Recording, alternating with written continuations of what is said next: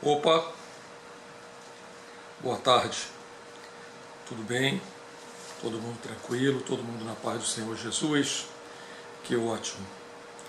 Eu peço desculpas, a semana passada foi impossível, tudo muito corrido aqui, eu estou tendo aulas, estou fazendo um curso, então a coisa ficou um pouco complicada e agora não, agora estamos de volta aqui com o nosso estudo de Atos dos Apóstolos.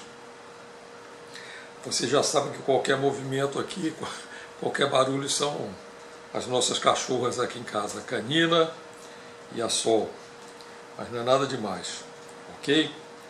Então, continuando, nós vamos começar o capítulo 5, Ananias e Safira.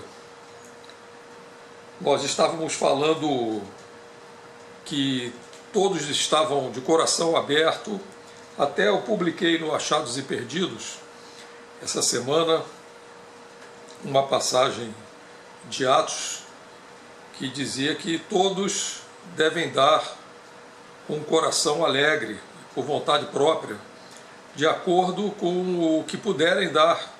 Não tem negócio de dízimo, o dízimo é 10%, é uma coisa judaica. Para os judeus, o cristão, ele dá oferta, não é dízimo, porque dízimo tem que ser 10%. Então isso eu já vi, já ouvi, inclusive, histórias de pessoas que não deram uma semana, não deram na outra, começaram a fazer contas, começaram a ficar com a consciência pesada. Daqui a pouco naquela época tinha juros, inflação, estavam devendo a casa para a igreja. Então todo mundo deve dar com o coração alegre, a oferta de acordo com o que pode dar. Quem não pode dar tem que receber. Quem está precisando tem que receber. Não pode dar, tem que receber, né? Eu já prometi que breve eu vou falar mais sobre dízimo.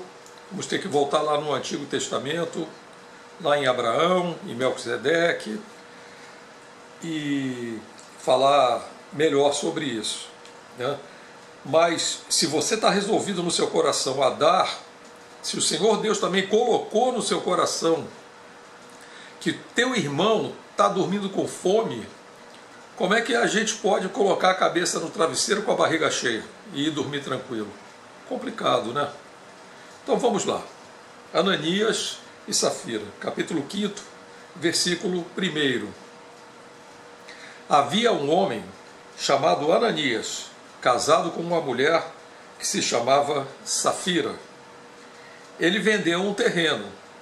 Lembra que todo mundo vendia seus terrenos, suas casas, davam tudo para os apóstolos e eles distribuíam de forma igualitária para todos ali, tudo era de todos, era o começo do cristianismo, havia um Espírito Santo muito forte, uma porção muito forte do Espírito Santo, estavam todos com o coração sincero, mas as coisas começam a acontecer na igreja neotestamentária, na seita dos nazarenos.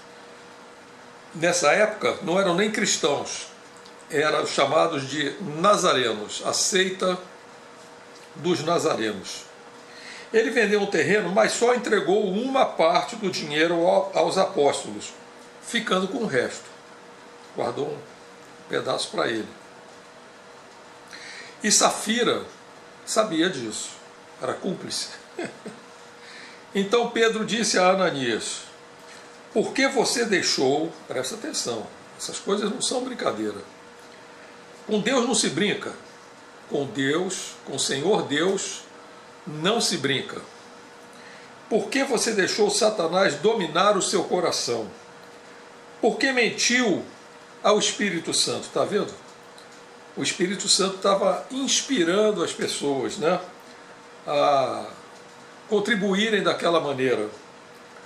Por que foi que você ficou com uma parte do dinheiro que recebeu pela venda do terreno? Antes, de você vender o terreno, ele já era seu. E depois de vender, o dinheiro também era seu. Então por que resolveu fazer isso? Você não mentiu a seres humanos, mentiu a Deus, porque na verdade ele estava sendo hipócrita, porque estava fazendo parecer que ele tinha vendido o terreno e estava fazendo igual a todo mundo. Pronto, já estava entrando o pezinho do inimigo na seita dos nazarenos, que estava nascendo ali no meio daquele amor tremendo ali. Então por que resolveu fazer isso? Você não mentiu aos seres humanos, mentiu ao Senhor Deus. Logo que Ananias ouviu isso, caiu morto.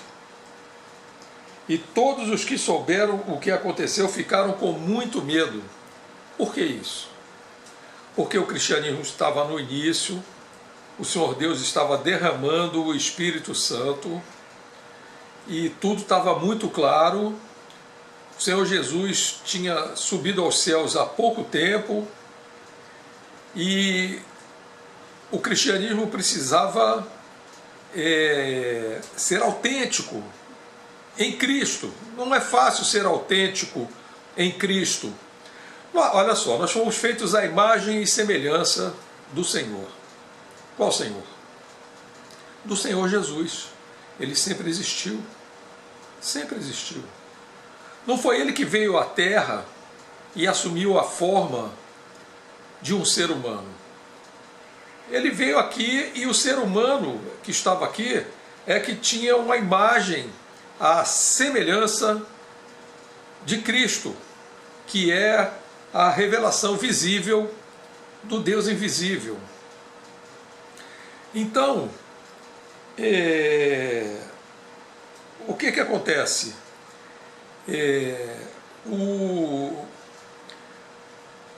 Jesus tinha estado aqui e nós, sim, então retomando agora meu raciocínio que escapou um pouquinho, desculpem, retomando meu raciocínio, nós, isso aí eu ouvi muito agora do Dr. Michael Heiser, nos estudos dele, traduzidos do inglês, que eu narrei em português.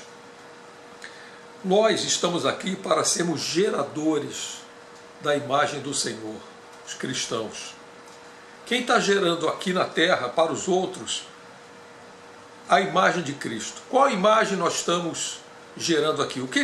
Quando você diz que é cristão, o que as pessoas pensam? Falam, esse aí é um Ananias, ele diz que dá, mas guarda no bolsinho, não dá nada, dá metade, diz que dá tudo, mas não dá. Ou então, esse aí diz que é cristão, é nazareno, mas na verdade ele faz isso, faz aquilo outro, etc. O inimigo, Satanás, quer dizer acusador. O inimigo está sempre nos acusando. E nós estamos aqui para sermos geradores da imagem de Cristo. Ou então deixa para lá. Ou então fica tranquilo aí, faz outra coisa. Agora, se você é cristão, se você quer passar a vida eterna com o Senhor Jesus, não pensa que é só ir na igreja, levante a sua mão, comunga, recebe a hóstia, no caso da igreja católica e etc. E ouve o evangelho, vai para casa e depois faz o que quer, da maneira que quer, sem a direção do Espírito Santo. Não se brinca com isso. Logo que Ananias ouviu isso, caiu morto. Era grande o poder naquela época. Nós vamos ver isso aqui ao longo dos Atos dos Apóstolos o tempo inteiro. E todos os que souberam o que aconteceu ficaram com muito medo. Então vieram alguns moços, cobriram o corpo dele, levaram para fora e o enterraram. A mulher de Ananias chegou mais ou menos 3 horas depois, sem saber o que havia acontecido com o marido.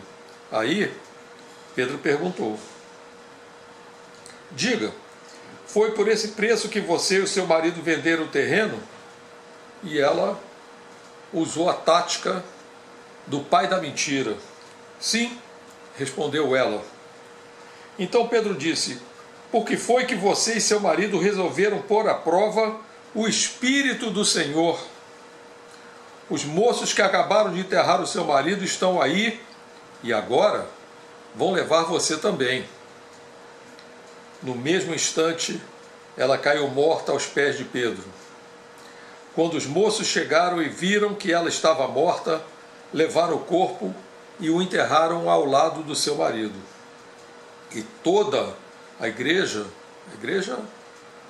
não é a igreja que tinha um lugar, que tinha uma denominação, tal, não sei o quê, igreja evangélica, católica, apostólica, sei lá o quê, dos nazarenos, a igreja, as pessoas, a reunião dos cristãos.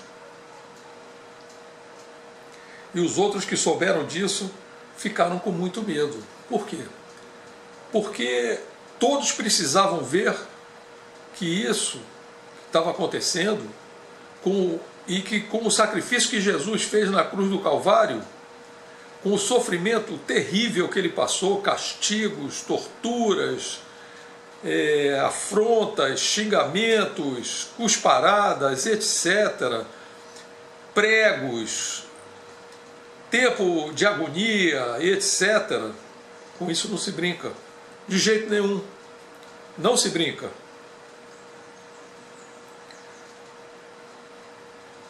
Versículo 12. Os apóstolos faziam muitos milagres. Por quê? Porque havia uma porção muito forte do Espírito Santo. Em 1990, um pouco antes, né? Mas eu peguei mesmo essa... Até antes, claro, né? Mas eu peguei essa fase, esse derramar do Espírito, em 1990, um derramar muito forte do Espírito.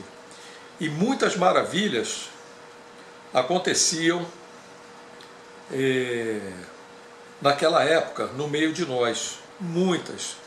Nós tínhamos um grupo que era assim, que nem dos nazarenos, não tinha dinheiro misturado, não tinha nada. Tinha a irmã Conceição na casa dela, eu, o Heraldo e 300 pessoas. 400 pessoas, culto de 4 horas, de 5 horas. Depois, o Senhor nos levou para a casa da irmã Soledade, que é a pastora Soledade, e era um apartamento, daqui a pouco tinham 100 pessoas no apartamento, que vinha lá da porta do elevador e ia até o fim do corredor da Soledade. Gente no banheiro, gente na cozinha, gente nos quartos, um com as pernas, todo mundo sentado no chão, as pernas um por cima do outro. Culto de 4 horas, 3 horas, 4 horas. Ninguém arredava o pé. Um louvor maravilhoso, um derramar do Espírito tremendo. Mas o inimigo meteu a colher dele em todas essas coisas. É preciso tomar muito, muito, muito cuidado. É preciso orar muito por quem está arrumando o rebanho para o Senhor Jesus e orar por essa pessoa, porque nós que estamos levando o Evangelho, nós somos muito, muito, muito, muito atacados, muito, somos todos, mas nós somos muito atacados. Eu estou enfrentando situações muito difíceis, mas estou em paz, estou tranquilo, não me dobro a nada disso, e o que eu quero aqui é fazer o que eu estou fazendo nesse momento, levar a palavra do Senhor e buscar me desembaraçar das coisas que não vêm de Deus, me desembaraçar disso tudo para ser um gerador da imagem do Senhor. E todos se reuniam no alpendre de Salomão. Ninguém de fora do grupo tinha coragem de se juntar a eles, mas o povo falava muito bem deles. Isso aqui, está vendo? Era por isso que não podia ter Ananias e Safira de jeito nenhum, porque o cristianismo estava se formando. Então o derramar do Espírito Santo era muito, muito, muito forte. Por isso os milagres, muitos milagres, não milagre fajuto, que nem se fala hoje, que nem se faz hoje, milagre fajuto. Milagre mesmo, ressuscitando morto, curando cegos de nascença, aleijados levantando e andando de verdade, para valer. Uma multidão de homens e mulheres também creu no Senhor e veio aumentar ainda mais o grupo. Por causa dos milagres que os apóstolos faziam, o povo punha os doentes nas ruas, em camas e esteiras. Faziam isso para que, quando Pedro passasse, pelo menos a sua sombra cobrisse alguns deles. Multidões vinham das cidades vizinhas de Jerusalém, trazendo os seus doentes e os que tinham espíritos maus, e os que tinham espíritos maus, e todos eram curados. Ora, eu vivi muito isso com o Heraldo, com a Soledade, com a Ana, que faz parte da nossa comunidade Achados e Perdidos, com a Marleni. Somos todos remanescentes dessa época. O próprio Gilson passou por lá. E é preciso que a gente dê testemunho disso para vocês, porque estamos lidando aqui com algo totalmente diferente. Uma reunião que se dá, um encontro que se dá de maneira virtual, no Zap, no Telegram e no YouTube. Eu também estou colocando essa palavra sempre no Facebook. Olha, tem aumentado muito o número de pessoas, mas é uma palavra, outra palavra, outra palavra, outra palavra. Por que eu parei de colocar essas palavras todos os dias para 100, 200 pessoas? Porque as pessoas não aproveitavam. Levavam aquilo como um quadrinho diário, de sabedoria diária. Não é. Isso é um aprendizado. O cristianismo é um caminhar atrás de Jesus. É buscar a salvação, a renovação da sua mente, da sua alma, pelo perdão dos pecados, pelo arrependimento sincero. É isso. Ok, meus queridos. Por hoje é só. Semana que vem, se Deus quiser, no nome santo de nosso Senhor Jesus Cristo, continuamos o nosso estudo. Vamos orar. Senhor meu Deus, Todo-Poderoso, Pai de Jesus Cristo, o Filho amado, o Cordeiro de Deus, que pelo seu sangue puríssimo, derramado na cruz do Calvário, em meio a todo aquele sofrimento, em todas aquelas torturas, por amor aos seres humanos, por amor a nós, pecadores, nos trouxe o perdão dos nossos pecados, e que pela sua ressurreição ao terceiro dia, nos trouxe a ressurreição da carne e a vida eterna pelo poder infinito do Espírito Santo. Nos abençoa os achados para que não se percam, e os perdidos para que se tornem achados. No nome santo de Jesus é que eu te suplico. Amém, e amém, e amém.